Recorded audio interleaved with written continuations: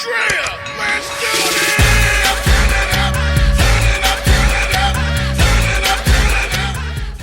It goes over the ears of it.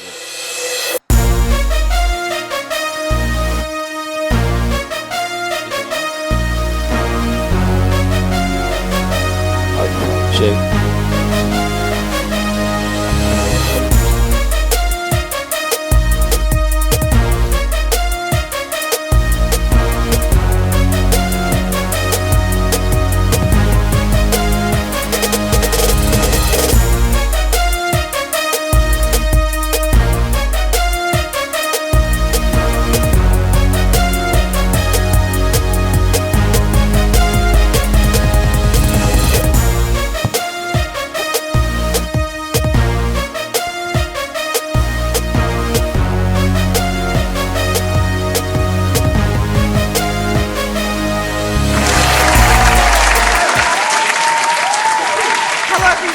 Welcome to the Miss Dria Show, where I'm your host, Miss Dria, and here with me I have a group of legendary gentlemen sitting up here on the Miss Dria Show. Welcome to the Miss Dria Show, fellas.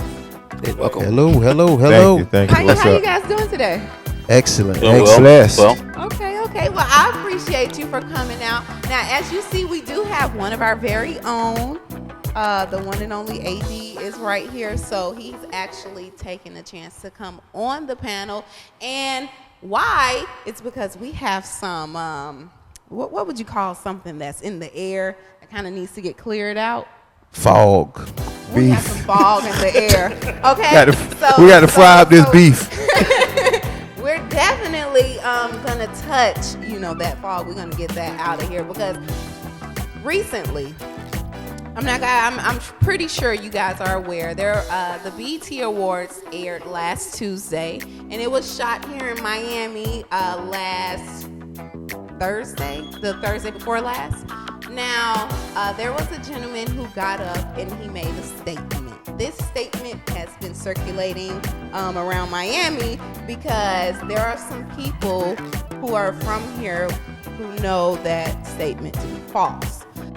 Luke Skywalker, Uncle Luke, aka, made a statement saying that he started, but because I wasn't around when hip hop in the South started, I'm gonna let these gentlemen, these legendary gentlemen who actually, took a part in starting hip hop in the South, I'm gonna let them talk to you about, how did hip hop start in the South? So let me just ask, A.D., how do you recall, what was it that... Well, what happened and what I recall, my father, who was William Billy Hines, who is William Billy Hines, he had a record store. He was like, yo, I'm selling records, and I'm selling all these records that's coming out of New York. I can make records. So he decided at that point to delve into making records. And he went, and I didn't necessarily live in Fort Lauderdale with him. I lived in Miami, but I would visit from summers. Where in Miami did you live? In Liberty City. Okay, I just wanted to ask. So I came up one summer, and I was hanging out. I was working in the record store because I started working there when I was like 11. And, I picked up, records and music in the store because even my mother had a store back in Miami where we had a jukebox there, and I listened to music all the time, and so I was musically inclined. So I started working in the record store, and I picked up like the adults that were working in the record store, and moving right along, I didn't know the night I was going into the studio. I was with my father. We were leaving the record store, and we end up in the studio. And when we got there, Sexy Lady, who was one of the first, female rappers who was on the label, which made the song Where's the Beef, she was in the studio, her and our producer then, engineer, who was Frank Canillas. And he had a track already he had produced, and him and her was in the studio. So to my surprise, when I got to the studio, I'm looking around. I thought it was cool. I'd never been in a studio before. My father didn't even tell me where we was going. It was like, boy, come on, let's go. End up in the studio. I'm looking around. I'm tripping. I'm like, wow, this is cool. Anyway, Sexy Lady, she knew me from the record store, and she knew how good I was with music, how well I sold it, and you know, my ear for the music. So she was like, she asked me, she said, Adrian, what you think about this music? What do you think about this song that Frank did? He produced. And I said, well, it's cool, but if it was me, I would do something totally different. So she said, well, what would you do? And I was like, you know, I'll do something like this, a beat on the desk or what have you. So she went to Frank and she was like, yo, Frank, what he's saying? Can you check out what he's talking about, this and that? And Frank, you know, because they were grown. I was 12 years old at the time. And he was like, that kid don't know what he's talking about. So moving right along, she went, because Sexy Lady was sexy at the time, you dig? So she rubbed up against my father and she was like, Billy, I want to know what he talking about. And, you know, he like, okay, Frank, can you pull that track down? And so Frank was like, okay, you know, a little begruntled in doing it, but he was like, okay, whatever, you paying for it. So pull that track to the side. So Frank pulled up a blank slate and was like, okay, you know, so what you want to do? Now he was placating me at the time because he's figuring to himself, you know, I'm finna show her and this kid how stupid he is.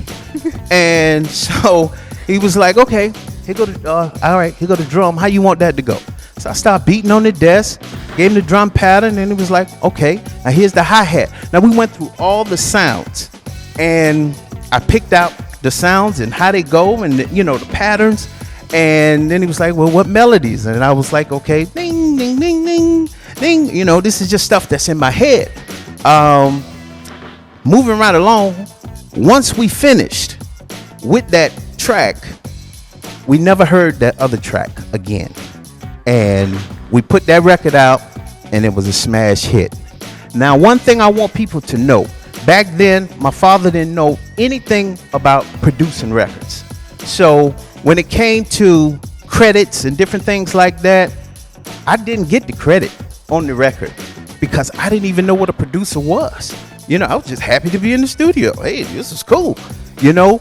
But Frank got the credit for being the producer. And they put me down on the record as special effects coordinator. Okay. You were 12. It's okay. So it was all cool, you know, when, you know, got out and records was popping and this and that. And it just moved right along. That was the first hip hop record. It's called Beef Box with MC Chief and Sexy Lady of the South. Okay. And that was the start of hip hop in the South.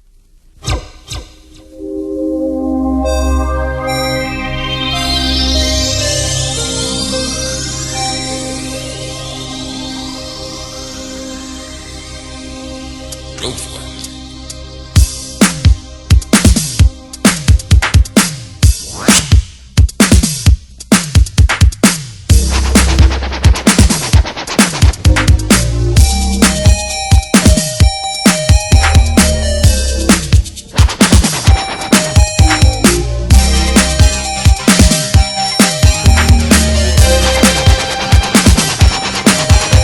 See, I go by the name of the chief, and like a boxer astronaut, fast release. So don't just stand there in a daze. Listen to Sexy Lady, you'll be amazed. Fizz and fizz, I'm Sexy Lady. Hey, what it is? See, there was a powwow in the Indian tribe. Everybody in the TV was feeling the vibes. Then the chief got up, he started to dance. So if you want to rock, this is your chance. So a dude jumped up, he did the smirk. He rocked the planet Mars and the planet Earth. He started to spin and he started to break. And so this sucker DJ I started to take. I grabbed a bow and arrow, my friend said no, just take the mic and rock this show like this, y'all. Like that, y'all. I'm looking for the beef, where's that, y'all? See, I've got the beat, yes indeed. And I know, homeboys, what you need. No other young ladies can compare. And if you see my beat, stop and stare. So spin on your back, spin on your head. I'm looking for the beef, I've got the bread. I'm cruising around in my new Maserati. If I didn't come to jam, no, I didn't come to party. And if you want to rock until the early light, somebody say, alright. Alright. Like a hypnotist, I'll hypnotize. I'm guaranteed to make your nature rise. Out of your seat and onto the floor and give the party people what we have in store. See a straight A student turn into a thief. Now he's walking around looking for the beat. Always living his life behind the bars. Whatever the reason, whatever the cost. Now out of jail, on probation. This a Mac contract, a fact sensation. This like that, and that's the way it is. When he has hers and she's got his. Not the home of the waffle, but the home of the beat. I'm the sexy lady. And I am the chief. Okay. So then moving right along, right after that, Bass Rock Express came out. Well, yes, well, I like mean, a year later. Right. But what happened? I don't remember. Tony, when did y'all make Parents of Roxanne? When?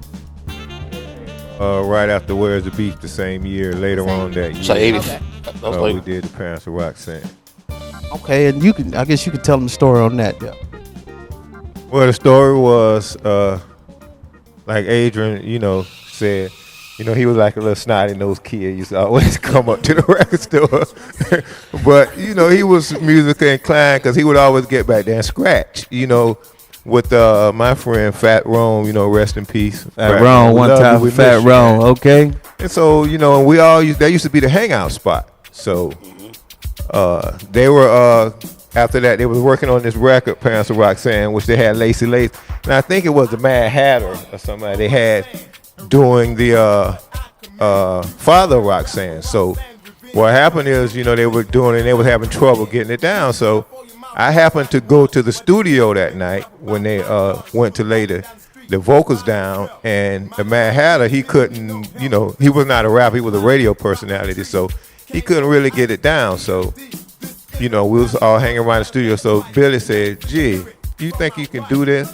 I said, "I don't know, Bill. I probably can." He said, "Cause your voice kind of deep and everything. So, try it." So, they gave it to me, and Jerome McClain, what's up, Jerome? He wrote part of it, and they gave it to me, and I went home, studied it, and we went to the studio the very next night, and I recorded it. And that's how Gigolo Tony was born. I am the father of Roxanne, and rapping on the mic's what I command. You've heard the rap for Roxanne's revenge, but the true revenge has just started to begin. UTFO, your mouth runs like water. Why did you have to make a rap about my daughter? She was walking down the street by herself, minding her business, didn't need no help. Then saw three clowns by a tree. Can't go ice and EMD. This is a battle, so you better think twice. And now you finna hear it from my wife. Well, Roxanne is my daughter and I am Mary. I'm the one that you said looks so scary. Well, when you get off talking about me, Sissy 5 rapper and EMD. Well, you're a sucker MC, and that's the truth. You know you're dressed real sloppy and you're wearing proof. Yo, Kango and Dr. Ice. Your dad wears Tickle and your mama Old Spice. What you call my sons? Tom and Jerry, and you said that my face is very scary. So lining up with what you guys are telling me so far, to my knowledge, Uncle Luke was a DJ when he first because he started it, the music in the South. But he was a DJ when the music in the South started. Yeah, he was a DJ. So now DJs weren't producing back in the 80s and 90s, were they? Back in the 80s. I don't think there was Khaled's and Dramas and no. Okay, so DJs were just strictly focusing on DJing. Yes. Back in the 80s. So he started a movement. He started, music in the South. No, he played the music in the South. Right, I think you need to take off the started part. Okay. I had to take away sure started. I got that right, because that didn't make sense to me. Okay, so he started making music. His first song was "Throw the D." Yeah, well, or the first one that came out and got notoriety. No, ghetto. Yeah, it was "Throw the D," but with all that was on that ghetto bass. Everybody, I forget the name of the song. You talking about "Everybody Ghetto Jump"? Yeah, Ghetto Jump. Nah, that was something else. That was Amos with Ghetto Jump. We're gonna get that. But Renaud Regard. When your song? When we did your song, Rob? Well, let me say this. Before I even came on the scene, me and Jay was doing comedian work at the Panthers. We was cracking back then, before we did anything, rap or anything. But anyway, through Jerome Kane Dog, because I used to hang up to the mall. Yeah. And I think your dad came up between 82 and 83. if I'm not mistaken. And Kane Dog was telling him about me, telling me about that time. I was around when Where's the Beef had first came out. I came out with the second record. Your dad was the first one that gave me a chance to come in. That was in 1984.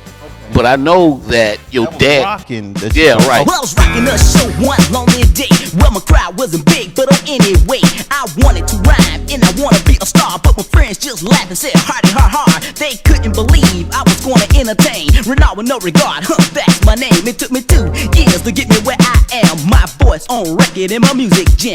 And that's where I'm rocking and not playing. And you can be rocking, do you see what I'm saying? Cause I'm the best around. And don't you know, I terminate DJs wherever I go. Now beats and rhymes, they all sound alike. Just listen to me, babe, cause I'm dynamite. But you could take a lesson from me and I won't pretend. And just like that, you'll be rocking. Yes, yes, yes, yes, yes, yes, he is rocking it. But I know that your dad was like the first, the very one of the very first. Cause we had Pretty Tony, but your dad was right Tony. after. Your dad was right after him. I think Pretty Tony came out like in '82, but I know that your dad came out with the first record in '84, and that was way before because mine came out in '85. Then came Jig, came right after that, and things of that nature. But your dad, he gave us all the opportunity. He was of age, but he was young at heart at the same time. And so he was very interested in that era, even though he was from a different time. He was very hip to what was happening in his day. So when he came out with Where's the Beef, that thing was hitting, man. You know what I'm saying? It was right on time. It was right on time, and he went on to continue to produce. I don't think Luke them came out to maybe 86 or something like that, and things of that nature. So I know for sure, as a witness, I know that your dad was the first one in Fort Lauderdale to get everything pumping. Those 2 Live Crew, actually, they came out of California, right? Correct. So with what was that record that they did?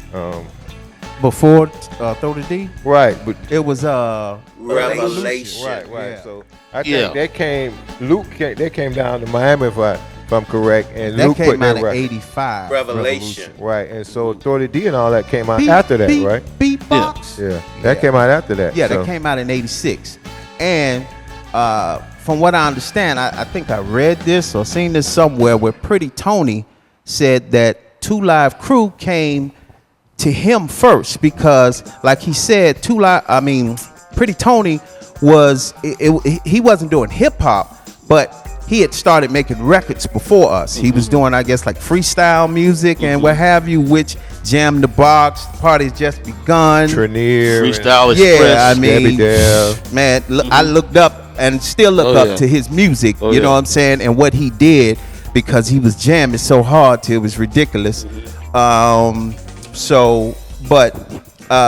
said that he told the guys when they got here, I think, if I'm not mistaken, that, I guess he couldn't do that kind of music, you know what I'm saying, that they was doing, because back then, that kind of stuff, people didn't, that wasn't the thing to be doing, you know what I'm saying, because I didn't grow up that way, you know what I'm saying, where I could be saying that kind of stuff in front of my elders and my mother and father and that kind of stuff, because it was real disrespectful. So I guess Pretty Tony might have felt the same way, and he sent them to Luke. And when, from what I understand, Luke got them, and they made a record. Hobbs produced the record. Shout out to my did dude, the record the legendary producer, put it out. Mr. Now, when Mix. they put that record, I guess he put it out like a leak. You understand? He put it out, or it was playing, or what have you. But the record got so hot so quick that he didn't know anything about, really the music business, far as selling records or putting records out or distribution or anything. So my father actually set up a meeting with him, and we sat down with him. Because my father did want the record because he knew it was a hot record, and we went and went down to Liberty City in the Alapata area and sat down with him and at his mom's house. And I'm just sitting there listening, but him and my father was talking, and my father was talking to him about signing to the label. So it makes it kind of hard for him to say he started hip hop when we was gonna sign him to our label. Yeah, I was confused. You dig what I'm saying? So anyway, we left that day or what have you, and I imagine he got funds or whatever he had to do, and he did things himself. But far as that whole thing about starting hip hop, and Luke know better. You dig what I'm saying?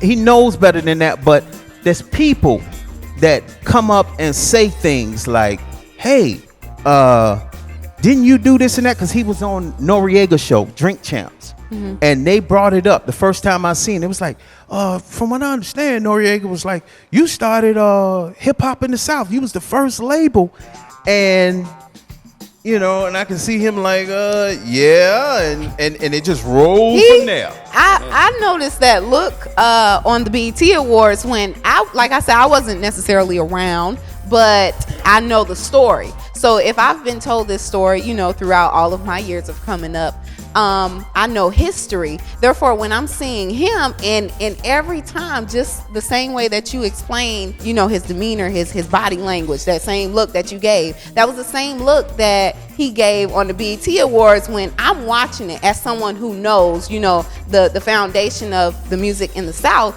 And he goes, when there's nothing else to say at the end of his motivational speech, I'm just gonna say it. Since nobody else is saying it, nobody else in the room is standing up, I might as well be the one to say I started it. And look, it was so uncomfortable. I noticed it. He was very uncomfortable with what he was saying because there's some truth in his brain, that knows that's not necessarily true. But the people don't know, and the people who do know, because I saw a few individuals in the crowd. Fat Man, a.k.a. Ron May. But what you gonna say? You at the B.E.T. Awards. I get it. You keep your seat. You know what I'm saying? You don't want to cause no problem because he's the one on stage right now.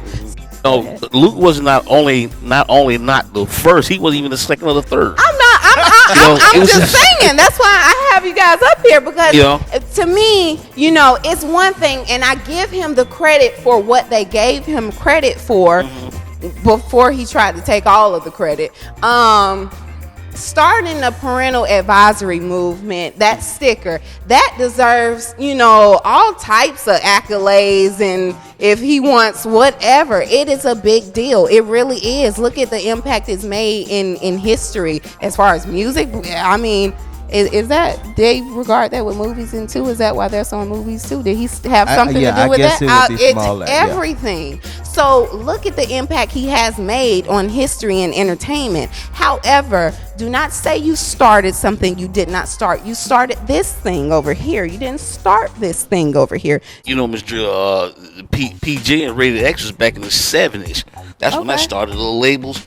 When we used to watch movies, it was always PG. This is rated PG. Parental Guidance. They just started later on in the 80s, right, Jig? Putting it on putting it on music. Music, because music was getting so vulgar, during that time. We came in the era where rap was clean, it was positive, you had a social conscience. It was more danceable, and more danceable and things of that nature. So I don't know where it's went now, but I don't call it rap. I call it chanting today. Because on the Richard Pryor records and stuff like that, they probably had to have a parental guidance. Yeah, you had. You was warned. We had that. We had that already. But well, to the extent that he put it out there, I guess it wasn't as prominent in the mainstream or whatever. Right. To the extent that they actually they banned him and all of that stuff. Yeah. Well, he had to do it in order for him to be able to sell records. Right. That was in a sense that was considered as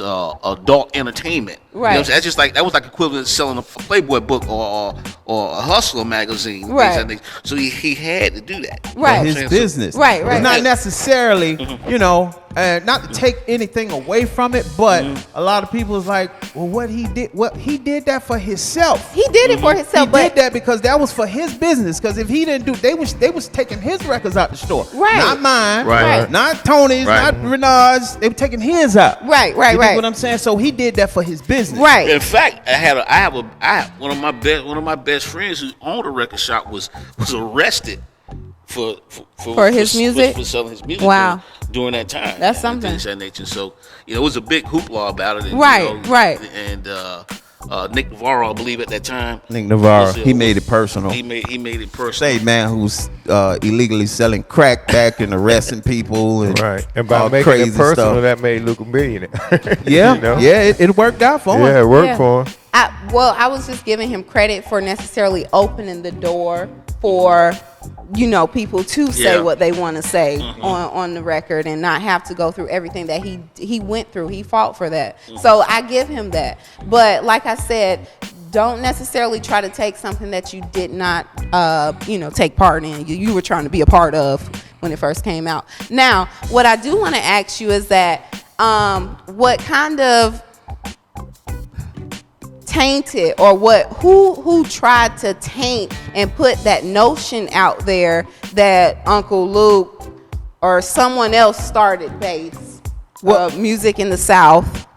Well, I'll say this because and people say because all they can remember at this point is that is remember the stuff that they did because it was shocking. It was shock and awe. So they remember that stuff, but our music was out there too. Our music had already covered the grounds. You understand what I'm saying? So our stuff was hot and it was out there. It's just that once that came along, all the attention moved over there. So it's not like he brought South out. Right. What I'm saying is because people keep saying, "Oh, he got the South popping this and that." That's a lie. Right. South was already popping. Right. We was popping. We was popping worldwide. Right. You know what I'm saying? Brazil, Germany, the United States, everywhere. He simply came with something that you hadn't heard before. Right. Right. And it drawed all the attention. Right. Because it was so obscene. Right. Exactly. But there was a gentleman who wanted you to do some type of segment as far as highlighting music in the South. And Willie, what Big Willie? He made a documentary. Papa Wheelie. Papa Willie. This clown. Yeah. Some white dude from somewhere. I don't know where Papa Willie from. Jacksonville. He ain't from here. Brazil? I don't know. He ain't from no Brazil. He was from somewhere else. I don't know where he from. But he contacted me through Vicky Turner. Her correct title was she was VP another of associate of Operations. ours, worked with Foresight for a long time.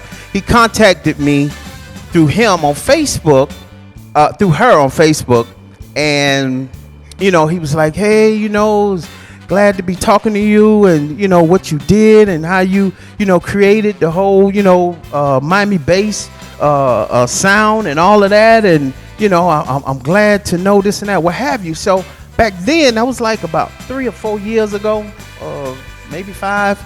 I was like, okay, cool, yada yada, but I wasn't into social media like that, okay? Because I didn't grow up, where we put our whole life online and everybody know everything all about us and this and that, and we were a little more guarded. You know what I'm saying? We even when we got in the car, we look in our rearview mirror. It's just how it was. So when it came to that with the social media thing, Facebook, I didn't really dig that too tough, putting myself out there like that. So I was like, I'm cool, dude, but I don't want to. I didn't want to really necessarily hang out on the site like that. I wasn't into that. I just wasn't into it. Well, anyway, he got pissed off, I would imagine, because the next thing I know, he went and found the engineer who did Bass Rock Express with me. And now he was saying, and then he looked at the records and said, "Oh, because he's on there as producer." Here's another time that producer was used when it shouldn't have been used. And he started putting in his head, "Oh yeah, well you down as producing this and that," like, "Oh yeah," and then he just started riding the wave. You understand what I'm saying? And then he started saying how he produced it, and he wrote in some New Times magazine how he was in a club And cause they say, how did you come up with the bass idea? Oh, I don't know. I was so high. He said I actually read that. He said if you like cocaine and drugs, strippers or something. And he was saying he was so high. See, this is how a lie go. You can't remember how to tell it. You dig what I'm saying? He was like, I was in one time they got him quoted saying he was up under the studio and he was in up under the board, the mixing board in the studio with, I forget who the group was, some big white group, and he said bass just came to him. Then another time, tell anyone that story. No, this is Amos. Oh, Amos. This is Amos. Oh, okay. So then another time he was in the magazine. He said, "Oh, I was so high, I was doing cocaine and strippers and then I don't even recall." This is what he said. I don't even recall doing it. Then he said, "What happened? The record came out." And because, he was with Henry Stone. So Henry Stone's, just throwing records out. So he said the record came out and he was talking about Ghetto Jump. Yeah. And he said after the record came out, people was like, yo, you made that record, this and that. And he was like, y'all like that shit? That's what, this is all in the article. He just rolled with the wave of it. And I did, it did perturb me a little bit. And I went out there and I commented on the Facebook about it, and I called him a liar. You understand what I'm saying? And far as what he did and what he's saying he did, and he said he told us to, when we came in the studio, it got real heated. And then he talking about, well, I told him and his daddy when they came in the studio to sit down, and then I produced the record. So I'm like, what people didn't know is that wasn't the ticket, because the only reason I went in the studio was because we had made Beef Box. And Beef Box was such a hit that after he made Rockin' and Parents of Roxanne, and then he stepped to me one day and he was like, why don't you make a record? And we in the record store and I'm spinning records and I'm like, make a record? Because that was the first thing from my mind.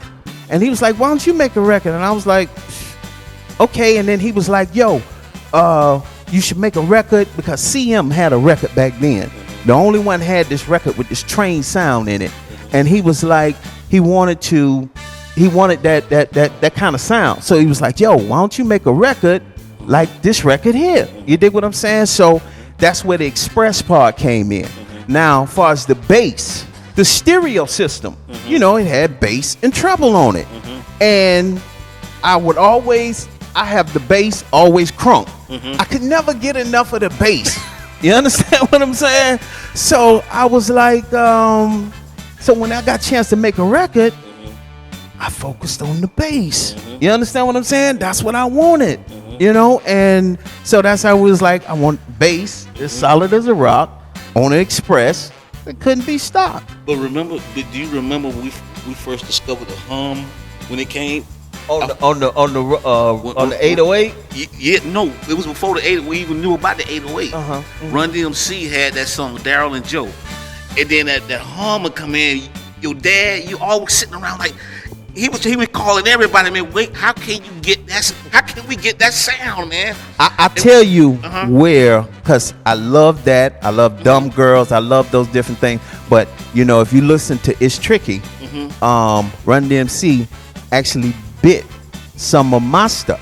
Wow. At the end of it, they had the dog and a sound that they just threw in out of nowhere, and then they went right into a beat, up tempo, up, and they went to banging like South music. Yeah, you dig what I'm saying? Yeah. So that proved to me they was listening and they heard Bass Mechanic because it was terrorizing. Oh yeah. You understand what I'm saying? So they actually, hey, all credit New York during that time was real prejudiced against they was against Southern music. That's what I'm saying. They really hated it and stuff. So I give them credit for doing that. Yeah. You dig what I'm saying? But where I learned it from, where I got the idea for the bass thing was Tila Rock. And Mantronics. Tila Rock had It's Yours. Oh yeah, It's Yours. He had a 9, but he had a 909 though, right? No, I think he was working with the 808 too. From what I seen, he tightened the hum on it. Yeah, that thing was hitting. It was hitting. But he had It's Yours. It was It's Yours. That was 84. That was 83. 83 that came out? 83 with It's Yours. And that was the first record that gave me a semblance of that sound. You heard that hum sound. Yeah, it wasn't really a hum, but it was just a big But kick. remember when Daryl and Joe came out? That was after. That's when 85. Yeah, that's when that. Well, it wasn't. What it was is they didn't, like I was telling somebody, they didn't necessarily teach me about the bass, but they were able to get the sound. You dig what I'm saying? That we wanted, and that I wanted my bass to sound like. You're the only one I know of that came. Everything was labeled bass. Listen, I give you your props, man. Bass king of South Florida. Hey, that's what I said on my Facebook post. I say the name speaks for itself. Bass, bass. You know, Bass Rock Express, Bass Mechanic. You know, That was it. Bass mechanic, man. the bass. To a whole nother. Yeah. Let me ask you a question though, ADE. Whatever happened to the chain? I think everybody want to know what happened to the big chain. I still got the chain. The big Bass Rock Express chain I used to still- come out on the stage Yeah. with. Yeah. I still got the chain. I still got the chain. We're gonna come out, we're gonna do some shows, we're gonna you gonna bring out the chain? Yeah. Okay. So jumping back to Amos, because I actually got a message from a fellow friend of his who's a friend of his and his family's for 50-something years or so. So I think it's reputable information. He actually stated that Amos, for the most part, what you're saying is true. Yeah. And I quote. And this quote is coming from the fact that I went on Facebook and I was saying how, because we, made Bass Rock Express with him. And the only reason we made Bass Rock Express with him was because we did the record with Frank, and we had to pay Frank, I guess good money at the time, which was Beefbox. And then Amos, who was renting out the studio, he was in the back of the studio, and then when he got through, and he was like, yo, y'all could have had me. I'm an engineer. I could play. And he dictated the record. He basically produced the record because he did what he said. So y'all could have had me do that, and I could sneak in after hours. I don't have to pay my boss. And you know what I'm saying, who was Henry Stone. You know what I'm saying. So he was gonna beat Henry Stone out the studio time and cut Frank, so Frank wouldn't get that money, and then he'd get a little money because he was like, yo, so Daddy was like, yeah, well, we'll save a little money, so we'll do that. You dig what I'm saying? I mean, it's real. That sounds like some type of so we went. janky That's so we went in the studio and we did the same thing that I did when I did with Frank. This is how this is going. This is the beat or what have you, because otherwise there would have been no purpose for me going in the studio, is what I'm saying. This is the only reason I went in, is because it hit my daddy after Amnesia that, yo, you really produced that other record. So this is why I went in the studio, produced that record. But what I was saying is that Amos, after we left out of that Ghetto Jump, he did Ghetto Jump. And in Ghetto Jump, it has the same banjo, thump thump, thump thump. Now in Green Acres, we had thump thump thump thump thump. And he soon as, because back then, records would catch on. You know what I'm saying? They was hot. They would catch quick. And that record hit the street, and so Henry Stone had him in there like a slave mule. And it's like, yo, come on, I need records, because all Henry wanted to do was sell 10,000 copies per record. You see, and he dealt in a different way of thinking as a white guy. He dealt in a different way of thinking. He was like, he dealt by the numbers. If I sell 10,000 of 100 different records, that's 1 million records. You understand what I'm saying? So he did it by the numbers like that. It wasn't really, about the creativity or the art of it. He did that thing by the numbers. And they looked at rap and hip hop at the time like, that's not gonna last. It's some junk that just picked up. So we just spit this out all day. And when I made the Bass Rock Express with him, he just it hit the streets, and he just like started duplicating that process. You dig what I'm saying? And That's why I didn't go back to work with him no more, because it was like it was no privacy with what we did with him. It was like you gonna hear it on the next 20 records. Well, that's you understand what I'm saying? Someone of his and caliber would do. And then Sounds his like, guy. So I posted all this. I have a message, and it says, I want to thank you for telling the truth. He's talking to you. I want to thank you for telling the truth in detail about Amos Larkins Jr. Your comments on Amos' posts were right on the money. Amos, his family, and my family have known each other for over 50 years. So I know him pretty well. I just didn't have the nerve to go ahead and tell the story like it should be told. I won't take up much of your time, but I know that you're telling the truth because I've done numerous studio sessions with many TK Records artists back in the 70s and 80s. And the things you were saying Amos did, those same things back then. He was very talented. Amos was very talented, but he could stretch the truth a little bit. So, and this is somebody I didn't know that hit me up on Facebook and was like, yo, I just want to, I'm glad you said what you said because I didn't have the heart to say it. Because it was his friend. That was his friend. And I still, I know him just from Facebook. I don't even know him, like that. Never spoke to him or nothing. Wow, that was something. So what I want to say, I just want to ask personally, let me ask you, how do you feel about that statement that, Luke did make the other night? Did you see it or? Okay, but just hearing about it, how do you feel about that statement? Like, what was your first thought when you heard that? Well, I mean, the thing is it's just simply not true. Right. Because we were around rap. The first word rap record came out in '79, right? You know what I mean? I think like in '79, 79, I think about '79. '79. So we were so close to that era. We were so close to that date. You know what I mean? So it just wasn't right what he said. It wasn't true. You know what I mean? Because I remember coming to Billy, I think '82 when Billy first opened the record. That's all Billy was talking about was establishing a record company, trying to get a record out.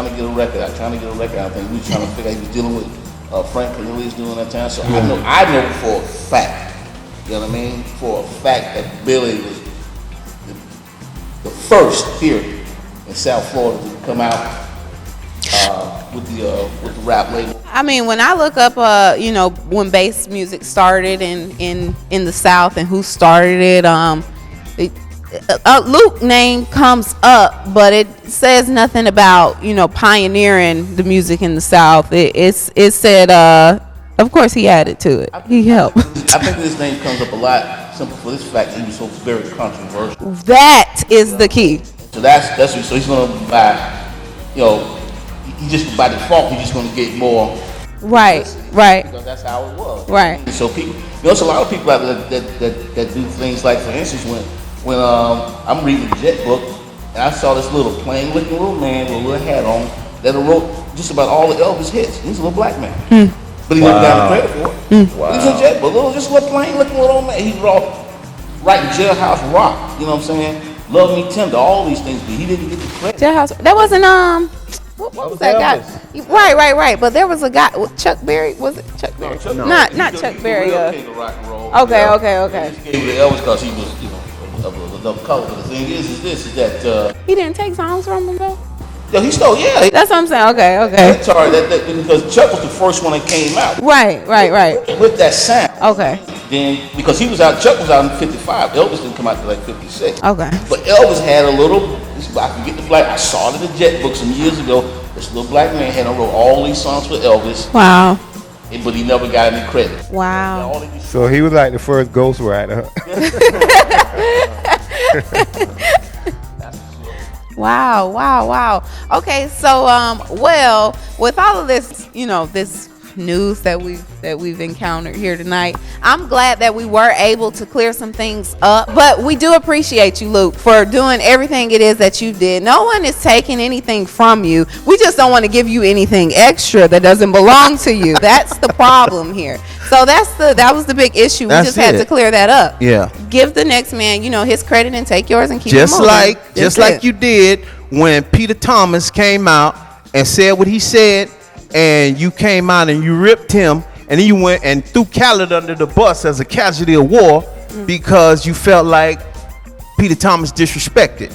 You dig what I'm saying? He said he started. He did say he started all this down here on South Beach. Yeah, he said that same thing. That's ridiculous. Yeah, so just like you spoke about that, you know, the same way you felt, I felt, and we felt about how you said you started hip hop in the South. And you didn't like that. And I caught those clips and of all that. So you didn't like that. So no one wants you, just like you didn't want it done to you. You know, nobody taking anything away from you. Don't do it to the next man. That's it. Be a man about yours and keep it moving. That's it. You Uncle Luke all day long, honey. You got your records. Get it. I know. It was timeless. We love it. Go ahead, shake what your mama gave you, but keep it there. Keep it there. Okay. Now, I want to thank you, gentlemen, for actually, you know, coming on the show and setting the record straight, because when I heard it, it definitely rung a bell to me. And I like I said, I watched a few people in the audience, and I saw the man who said it, and he seemed very uncomfortable when he said it. So I'm glad we were able to clear that up. Now, I want to ask you, is there anything like it? I mean, where are we going from here? Where, you know, because this is we got to get that message out there. My daddy made that bass. Oh, that's what it is right there. I'm just saying. We're doing a cut together, you know, M.C.A.D.E, Miss Dria. It's called Bass Mechanic. How about that one? You know, it's like a, you know, 2018 version. You dig what I'm saying? And we're looking next month. You dig what I'm saying, to drop it. And y'all stay tuned. Look out for it. It's the new and improved. You have a female voice? My own voice. New. My own voice. Yeah, it's hot though. You know what I'm saying?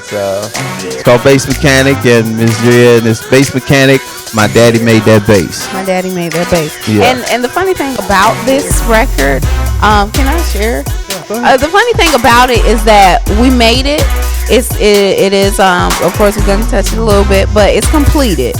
It just hasn't been released yet. But there's something, you know, everything happens, you know, timing is everything and all of that good stuff. So it's funny that all of this is surfacing right now because this record has not been released. It's a great record. It's definitely I'm not just saying it because it's mine. I'm saying it because it's one of the songs that I've done that it's the only song, I'm not gonna lie to you, that gives me it just brings something out of me, energy that I don't know where it comes from. It just does. So it's something that, you know, it was already made, and now that, you know, we've had this issue come up, and the song was already titled, you know, Bass Mechanic Remix. My daddy made that bass. Okay, back to Miss Dria. That was the artist. Okay, so I want to thank you, gentlemen. It was a pleasure having you on the Miss Dria show. Like I said, we did need to clear that up because that's a part of history, and we don't need anyone, just like we as black people don't want, you know, white people. I'm sorry, I'm just being real with you. You don't want anyone stealing your history. You don't want anyone taking credit for building, you know, the light bulb, or we don't want that. So don't do it to anyone else. So that's what we got to do. We got to keep our history as, you know, as clean as we could possibly keep it for the next generation and the you know, the people to come. So they know what happened. I'm not gonna go around saying Miss Dria was Oprah. Honey, no, I'm not Oprah. I wish I could, you know, get to her level one day. That's my goal, but I'm not Oprah. I ain't started Oprah. No, honey. Know yourself. Know yourself. So, anyways, like I said, I want to thank you. I feel like we've come to the end of our segment right now. Do you guys have anything that you want to put out there to the people? Let me ask you that, because I appreciate you for coming on the show. No, I'd just like to say thank you for having me. You know what I'm saying? And getting this truth out, you know, about, you know, where it really started. You know, Foresight Records, you know, me being a part. You know, Billy Hines, he deserves a lot more credit than he gets, because without Billy, there would be no Gigolo Tony. You know, because that was the last thing on my mind, becoming a rap artist, until he told me, Jig, you can do it, go home. Came back the next day, bam. So, you know, I owe a lot to Billy Hines. Billy, wherever you're at, you know, peace out. You deserve your props and your credit for what you did to hip hop. All right, thank you. Well, you know, to me, Billy Hines is like a father. Like me and my wife, maybe a year ago, took him out to dinner and things like that. One thing about him, I can say for sure, he's always willing to give you a chance. You know, he didn't know me from Allen. You know, he welcomed me in just like I was his own son. And, you know, he took me in one late night to the studio and allowed me to cut my first record and things of that nature, which I really appreciate. And, you know, it's all the things. I mean, he just was, you know, I used to live with A for a little while and things of that nature and stuff. And we had a really good time. I remember when, because we would do a lot of TV things, and I was messing with you. I would say just before, what is it, Big Swap Express came out? Mm-hmm. I told him, I'm going to take Green Acres. He said, well, never kick him out. I was messing with you, but you know, we used to have so much fun like that and things of that nature. And so, just God bless Billy, you guys, and things of that nature. Good to see you again, Jig. Yeah, you too, man. Pleasure. Dria, Thank you. Definitely. Pint side. Yeah. You know, so thank you, Billy. Thank you. It was a pleasure. And Foresight Records, for you guys who don't know, there were a lot of people on Foresight Records. Okay, a lot of people who you know today who are, you know, bigger than you could imagine. You wish you were them, honey. They were on Foresight Records. Okay, so I'm just telling you, you know. What's up, Usher? We talking about you. Yeah. Hey, Usher. and he actually made that statement. Was that last year, Jazz in the Garden? Yeah. That he never have I ever, besides, you know, seeing footage or old music that we actually had, never have I ever heard him say, you know, I was with this record label and, you know, they took care of me, whatever. But it was something that at Jazz in the Gardens last year, I believe that was last year, I don't know what it was, but we were in the very front of the stage, like where the cameras are. So before the audience, but right where the cameramen stand, we were right there. And he saw something, whatever it was that came over him and made him say, a lot of you guys don't know this. And I don't know if he saw him. And you know, when you look in someone's eyes, his hair is different and everything else, but your eyes never lie. And it just struck out to me that he said, a lot of people don't know this, but I actually started down here. And I started on Foresight record label, and he said, and I remember that because your phone was ringing like crazy that night. When that happened. That was it threw me off because I tell you, you know, we was out there for the Miss Dria show, and we was just, you know, talking to the artists, getting footage and stuff for the Miss Dria show. Yeah, so we brought Usher along with four other members. It was 5 of them, and they were called New Beginning. Their producer or manager, what have you, was Daryl, and he used to call my father all the time and tell him he had this group that was like Michael Jackson and yada yada, and you know. So anyway, he got my dad's attention. He brought him down and put him in the studio, and we put him on tour. We had him, we made album on them, and we did that for like a couple years, just training. And every day Usher them, they were homeschooled. Usher was like 11 or 12 or something at the time, and I have footage of all this kind of stuff, but I never put it out or anything. But I might show a clip of it in this here. Oh, that's something. Anyway, he was with us. He was with our label, his manager, and the boys, and they did a lot of hard work, a lot of Chitlin circuit work. And what happened, Usher's Usher mama. She was in Atlanta, and I think she was with her new husband and the other child, and I don't think they had the same fathers. Okay, and Usher really kind of was missing his mama, and his mama, the way it came off to me, the way it came off to all of us, like, she had her own life, you dig what I'm saying, and, this extra child that was by another man just didn't, one of the things that didn't kind of her first kid in the pick, you dig what I'm saying? Her first kid. And so he back then, he felt, something, because he was really longing for the attention of his mom, you know what I'm saying? And so the manager was like, yo, I see the kid, and I want to send him to go see his mama, you know what I'm saying? So she was in Atlanta. He was like, for us to, send him up there so just he can see his mom, and we sent him with some music that we had did, and said, so she can see him and be proud of him and this type of thing. Well, we sent him up there. Signed your own death note, huh? Here you go. Take this up there to your mama. Here you go. Tell her I sent you with it. So we sent him up there with the music and everything. She gets him up there. I guess she hears the stuff. She takes him to a Babyface showcase. Mm-hmm. And he goes and he performs.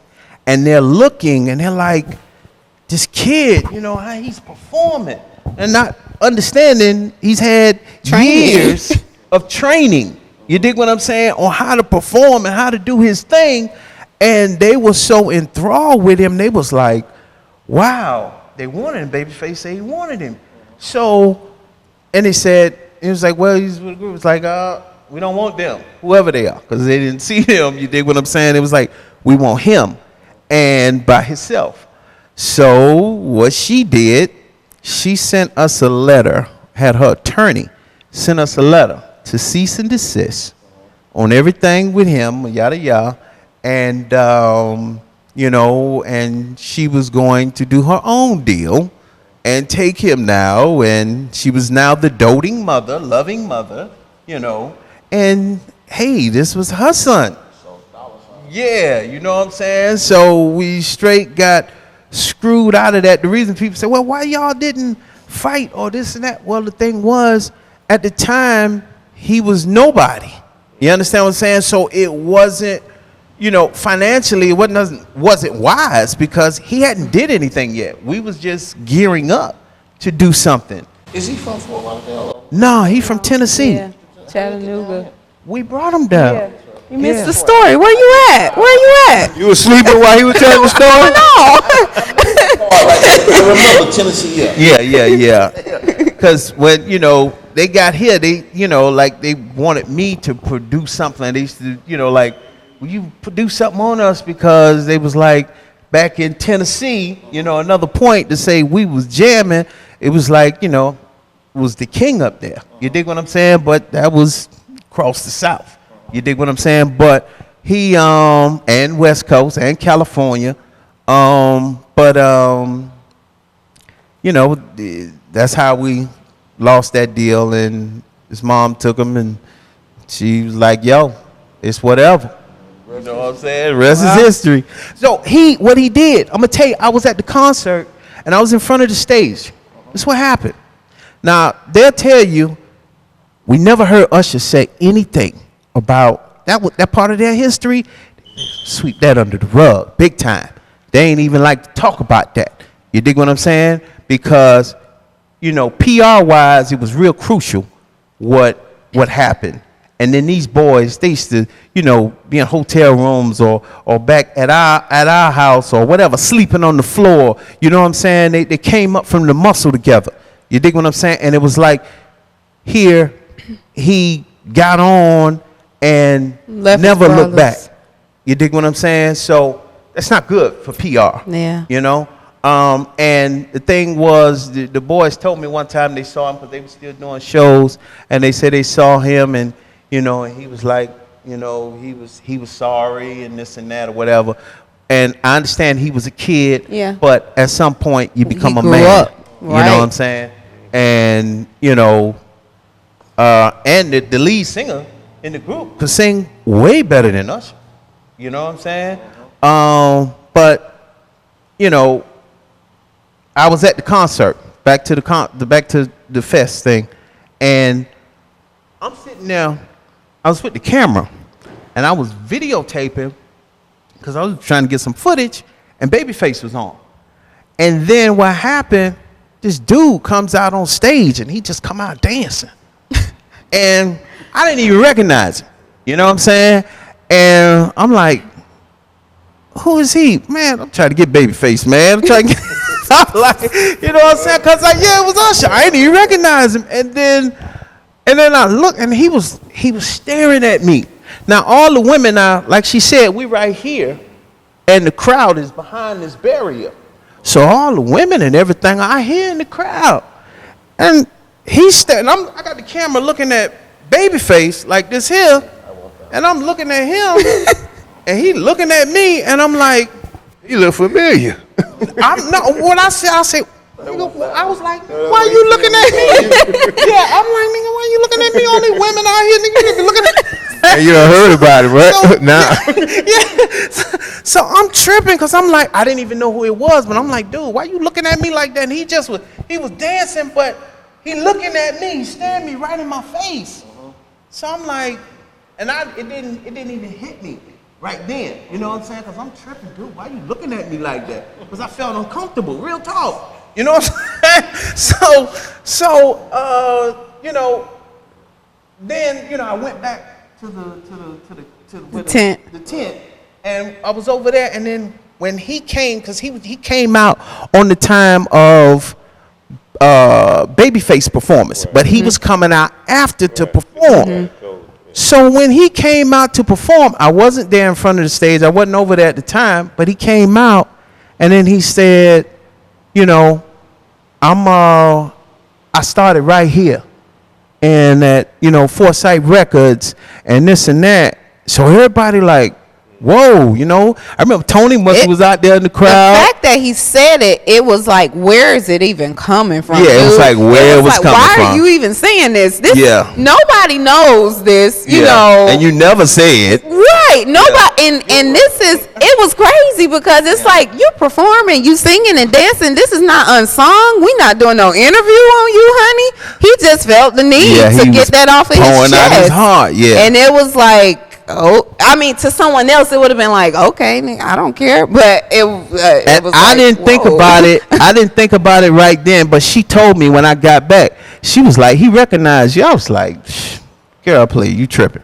Because, you know, my hair, I had dreads at the time, you know, and I didn't think at the same, I don't, you know, not thinking so highly of myself like this kid is going to remember me or yada yada. But then, and then I talked to Tony too, and Tony was saying, because I told Tony what happened, and he was like, he remember you, and I'm like, and it just didn't push in my brain, because, you know, stuff like that, you know, hey, that's whenever, whatever, you know what I'm saying? But as I thought about it, and I was like, because the way they looked to me coming up, you dig what I'm saying? They used to, when they would go back home, that was the thing. We was hanging out with A.D.E. You know what I'm saying? We got it going on. You dig what I'm saying? And so I imagine my image would be burned in his brain. You dig what I'm saying? And that's how a kid would look up. But I wasn't thinking about it like that. right, raising them. Yeah. You know? So it's like, yeah. And he was 11 or so he wasn't a, you know. Yeah, and I just didn't think about it like that. But then when I played the events back of him staring at me, I mean, just moments, just. I thought you was gonna hop on stage and strike me. Nah. I don't know what he was thinking, you know what I'm saying? But his response when he came back out, Tony will tell you. I mean, what did you think when you heard him say that, Tony? Because you didn't know I was in the front of the stage and all that. I was shocked too. I'm like, okay, he finally, you know, acknowledged where his roots was, where he came from, you know. He finally acknowledges, but I was shocked to hear him say that. Right. It like, came out of nowhere. When I talked to you, I'm like, man, did you hear? You say, yeah, I heard it, man. You know, because I was right shocked. in his face. Yeah, I was shocked. That was crazy. That was something. But yeah, so there's your history. I mean, like I said, it's a lot, but a few to name a few. So it was very interesting tonight, fellas. I think we got a lot of ground covered.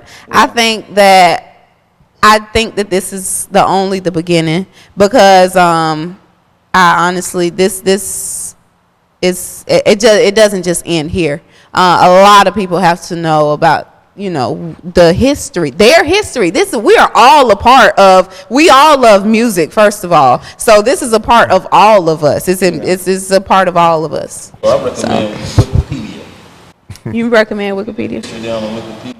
Wikipedia. I want to say this here too. Wikipedia, I need to get it right, because they let the guy Papa Willie, because he's writing books and he probably white. That they let him be authoritative and change history and go in there and start altering stuff on who did, far as with the bass music and this and that, and giving credit to Amos where it shouldn't have been. So in Wikipedia in the beginning, people could go on and alter and do different things. They're getting it more tightened up now, but I just want to say that Papa Willie is a fraud and his information is bogus. Okay, so y'all need to trash it straight up. It's garbage. He don't know what he's talking about. He's a transplant. He came from somewhere else, don't know what was going on, and he's here trying to get a story. And one time for M.C.A.D.E, you still family. Yeah, M.C.A.D.E. Foresight, baby. Kane Dog, DJ Eddie B, Universal Crush Crew. Yeah. MC Chief. MC Chief, Sexy Lady. Sexy Lady. Hold on, don't y'all forget about Lacy Lace. Lacy Lace, yeah, Lacy Lace is in the house. Lacy Lace. But look, let me ask y'all this. Vanis Lopez. Like I said about Vanis, you were the heartbeat. Billy was the brains. So let me ask y'all this here. Renard, M.C.A.D.E. When we gonna have a Foresight reunion tour? Like I said, I'm putting in work right now. You understand what I'm saying? Let's do this, Shadi. We getting the cuts going right now. We got the song that's we putting out here next month. It's gonna be hot. You know what I'm saying? It's gonna be hot. I know we would call Shot now Foresight artists. Sporty T and Gregory D. Sporty T, Gregory T, Baby D. Baby T, yeah. That guy from Detroit, DJ Needles and his DJ Needles. California. Yeah. Byron Davidson, Fresh Crew. And Gregory D. Actually, I seen a picture the other day. Then when I looked at the picture, one of the old promo pictures, it was Manny Fresh behind Gregory D. Famous guy on there too. I forget his name, but he used to. He had a Jerry curl. He made that one. Stevie B? Yeah, he left his wife around there until the way. Oh, Stevie B, yeah. USA Breakers? Yeah.